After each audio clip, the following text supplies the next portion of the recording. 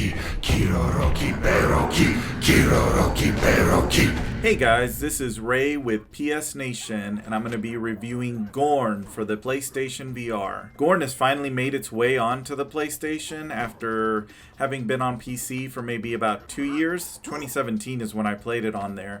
And it's made the transition pretty smoothly. There are some control issues that I'll talk about, but for the most part, it's just as fun, just as visceral, and just as violent as it was on the PC. As a matter of fact, Gorn doesn't really care to enlighten you. It's not a long role-playing game. It's not something that's going to take a long time to complete. Gorn just wants you to beat the crap out of gladiators and enjoy doing it. The control system in Gorn, much like the PC, involves you pushing the move button, reaching forward, and then pulling back. Kind of like if you were skiing. There was a game that came out a while back called Sprint Vector. It was a racing game, and that's how you would run. You'd hold the button, pull back. It works really well for a racing game, but for a game like Gorn, when you're walking around the arena by using this locomotion method, it can get a little messy. My experience was you're trying to swing at an enemy while trying to walk a certain direction, and you don't realize that you're holding the move button, so your character starts going all over the place. Not very pleasant in virtual reality. Over time on the PC, the developer updated to where you could use the joysticks to move around instead of this locomotion scheme, but we don't have that option on PlayStation VR. That said, the control scheme is something you can get used to, and over the first hour that I played it, maybe because I had experienced it on the PC for a while, I was able to get used to it, and it does become a little intuitive, but you never really quite shake the situation that I described where you're accidentally swinging and you end up moving instead of swinging. Otherwise, this game has made the transition from PC to PlayStation VR pretty damn seamlessly. Also, it plays just as well. All of the levels are there from the PC. A lot of the same violence and satisfaction you get when you're beating on enemies is there.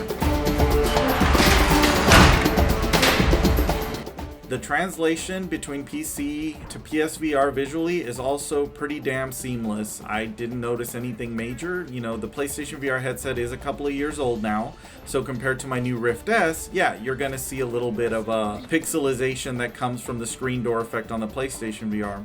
But what's behind the PlayStation VR, the screens themselves, the resolution of the game, it looks great. Played it on a PlayStation Pro, and I really didn't notice much of a difference. That's partially because the game is a little simplistic in design. It doesn't look like some of your bigger games on the PlayStation VR, like the new Iron Man. But don't let that fool you, because Gorn has a lot going on visually that you don't see on the outer shell. And you only notice that after you start beating the crap out of the enemies, and you notice that you can see their skulls and their eyes and their guts and everything inside. So these models are a lot deeper than what they initially appear. Blood splatter is something that you'll see a lot of in this game, and it's just as visceral as it was before. And sometimes you have to shut your eyes or blink because this stuff really looks like it's going to hit you in the face. Impressive! You are capable! Raise your arms! Take your win! There's not much to say in this game. There's not a lot of fanfare. You're not getting a lot of music to celebrate your victories.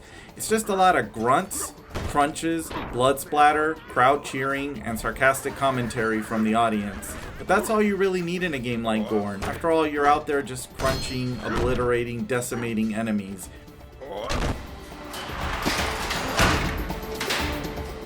With the exception of some of the controller situations I mentioned, which I'm really hoping that the developer patches, because there are some options. The Move controllers have plenty of buttons, some of which aren't even available on the PC because the Move has the same buttons that the PlayStation DualShock controller has.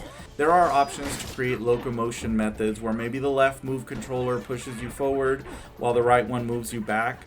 But again, none of this is really game breaking, and it doesn't detract from the fact that Gorn is a very enjoyable game, albeit short. But right now, a lot of us are stuck at home and you need something to kind of get you moving and working out.